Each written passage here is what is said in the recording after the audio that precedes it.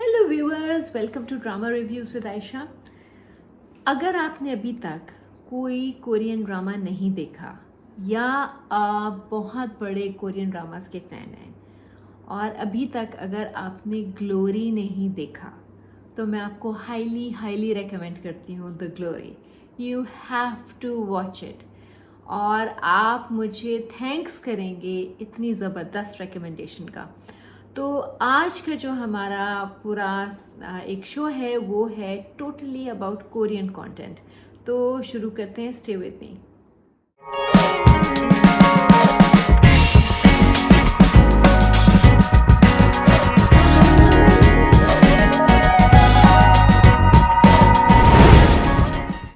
के ड्रामास पागलों वाला क्रेज़ पूरी दुनिया में, और क्यों ना हो। इतना ज़बरदस्त कंटेंट, इतना एक amazing quality of production, acting, stories, मतलब सब कुछ अबाउट के ड्रामा इज़ फिनोमिनल। अगर आप फ़ैन हैं के ड्रामास के तो आपको पता है कि मैं ये क्या बात कर रही हूँ, क्योंकि there is a reason why it has such huge fan base. पूरी दुनिया में के ड्रामास को देखा जा रहा है, बहुत सी लैंग्वेजेस के अंदर ये डब हो रहे हैं और पूरी दुनिया में चलाए जा रहे हैं। के ड्रामास की क्वालिटी जो है, ओवरऑल क्वालिटी प्रोडक्शन की, वो सुपर्ब वर्ल्ड क्लास है।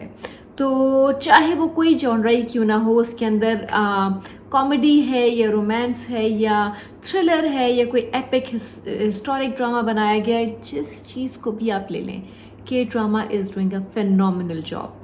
अब के ड्रामास की बहुत लंबी लिस्ट है जो मैंने इस वक्त नेटफ्लिक्स पे मैंने बहुत से ड्रामास देखे।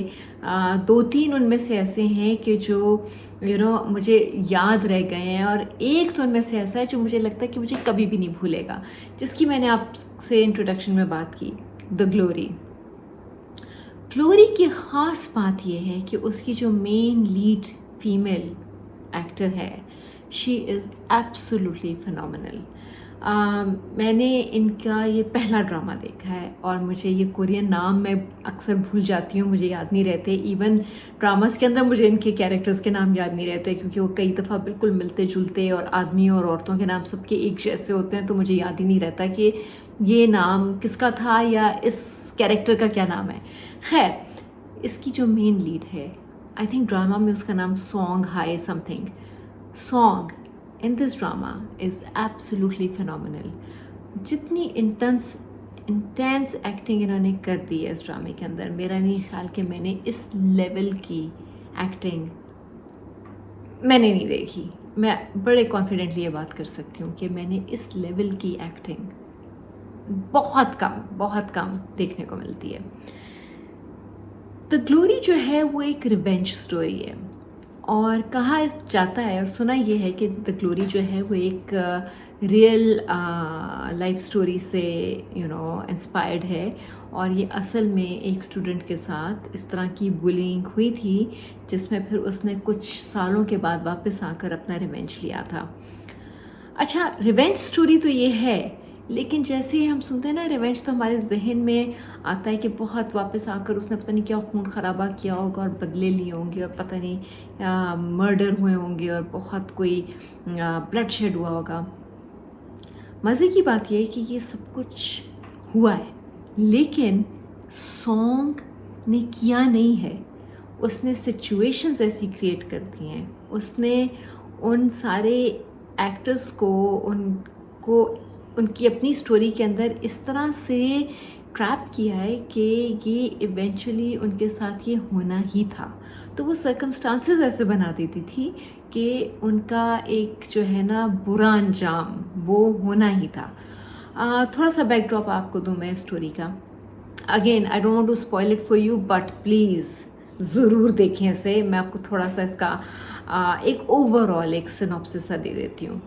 सो बेसिकली ये एक बच्ची की कहानी है जिसके साथ बहुत ज़्यादा बुलिंग हुई थी स्कूल के अंदर, और यहाँ तक कि उसको डिफरेंट हीटिंग टूल्स जो बालों के लिए यूज़ होते हैं उनके साथ उसको बर्न्स दिए गए थे, और किक्स एंड टॉर्चर एंड थप्पड़ एंड ये वो फिज़िकल अब्यूज़, और फिर बहुत ज़्यादा टॉर्चर किया गया था उसको as a young girl high school में। तो वो she was literally scarred for life. वो बच्ची जो है वो अपने इमोशंस उसके ख़त्म हो गए हैं और बस डिप्रेशन में 2-3 दफ़ा सुसाइड अटेम्प्ट करती है उसके बाद। और फिर वो जो है अपने आप को संभालती है, वहाँ से निकलती है और वो जाकर टीचर बनती है। और आप ये देखें कि कुछ सालों के बाद जब वो उसी स्कूल में जाकर टीचर लगती है जहाँ पर उनकी वो क्लास फेलोज़ जिन्होंने उसको टॉर्चर किया था उनमें से एक की बच्ची पढ़ती होती है। अब यहाँ से एक चीज़ का और ज़िक्र करना बहुत ज़रूरी है, वो है game of go. Game of go जो है ये एक बड़ी एंशिएंट चाइनीज़ चेकर बोर्ड के ऊपर गेम खेली जाती है। बहुत ज़्यादा ये आपको जो है उसकी चेस की तरह लगेगी, लेकिन ये चेस है नहीं। इसमें छोटी-छोटी वो राउंड पेबल्स टाइप चीज़ें होती हैं ब्लैक एंड वाइट में स्टोन्स की तरह, जिनको आप मूव अराउंड करते हैं। और उसका मेन ऑब्जेक्टिव इस पूरी गेम की जो स्ट्रैटेजी है खेलने वालों की वो ये है कि आपने मैक्सिमम टेरिटरी ऑक्यूपाई करके अपने एनिमी को बिल्कुल ट्रैप कर देना है और इतना ट्रैप कर दें कि उसके पास बिल्कुल हिलने की भी जगह ना रहे। तो इस गेम का मकसद बोर्ड के ऊपर खेलने का और मैक्सिमम जो है अपनी गीटियों को इस तरह से फैलाने का ये है कि आपने मैक्सिमम टेरिटरी करके उनको कॉर्नर कर दिया। एग्जैक्टली जिस तरह से इस ड्रामे के अंदर गेम ऑफ गो को उन्होंने साथ साथ लेकर चलाया है, एज इसमें इवेंट्स अनफोल्ड हो रहे हैं।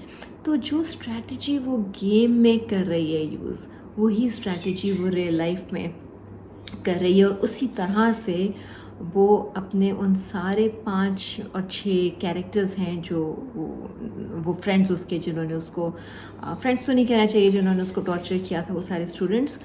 तो जिस तरह से यही स्ट्रैटेजी वो अप्लाई करती है अपनी प्लानिंग में इनको ट्रैप करने के लिए।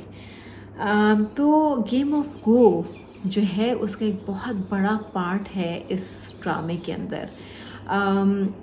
और फिर जो एक चीज़ बहुत रिमार्केबल है वो ये कि जिस तरह से ये रिवेंज ले रही है, एक एक कैरेक्टर को ये अपने ही जाल में, जो उनके अपने बुने हुए जाल हैं, जो उनकी अपनी डार्क सीक्रेट्स हैं और जो उनके अपनी वीकनेसेस हैं और अपनी गलतियां हैं, उन्हीं में उनको फंसा रही है।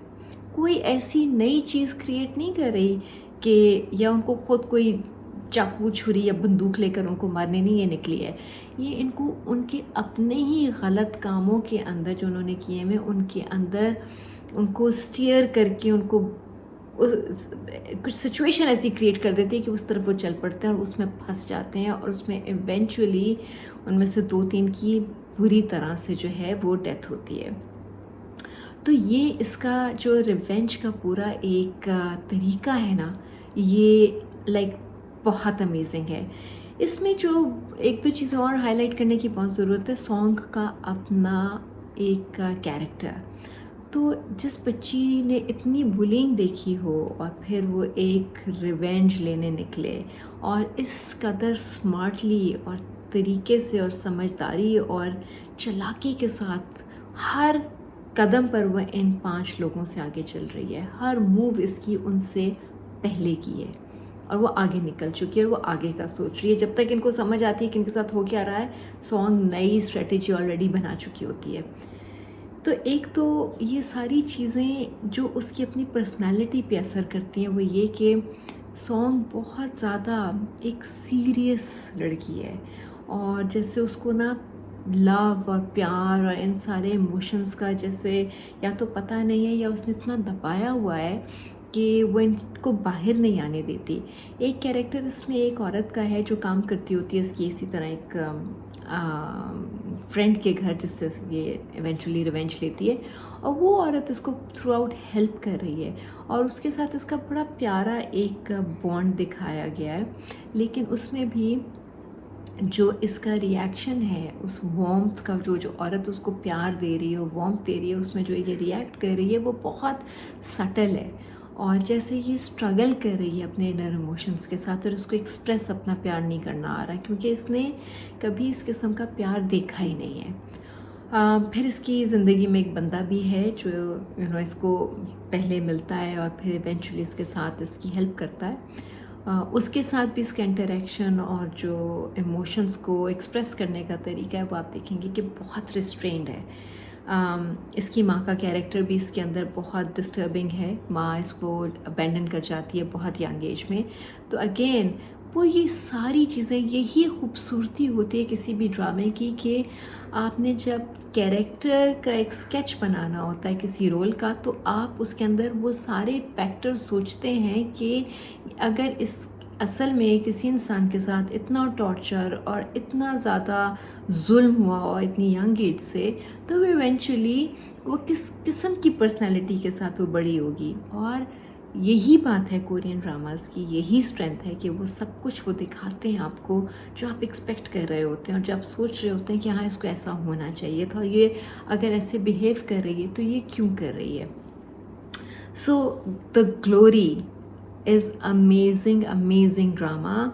इसमें यहाँ तक तो मैं आपको ले आई कि इसके अंदर जो रिवेंज है वो आपने ज़रूर देखनी है कि किस तरह से मनूवर हो रही है।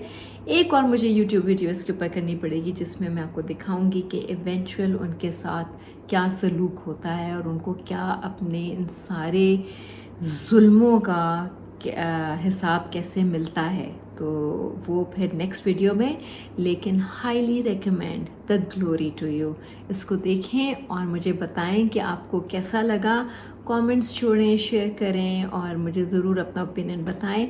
And don't forget to subscribe to my channel, like it and share it with your friends, and I will see you next time. Thank you.